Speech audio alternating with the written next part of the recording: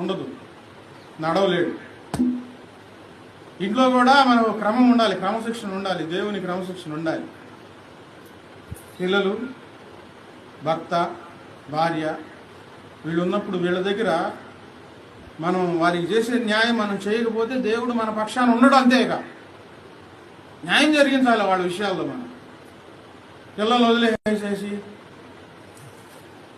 వాళ్ళు తిన్నారా లేదా, ఏమి తింటున్నారు, ఎలా ఉంటున్నారు, ఏం పట్టించుకోకుండా లోకులు చేసి పెడతా ఉంటే దేవుడు అడుగుతాడు, ముందు నీ పిల్లలకు నువ్వు చేస్తున్నావా అని అడుగుతాడు. భార్య విషయంలో శ్రద్ధ తీసుకుంటున్నావా, తనకేం కావాలో తీసుకొచ్చి ఇస్తున్నావా అడుగుతాడు దేవుడు.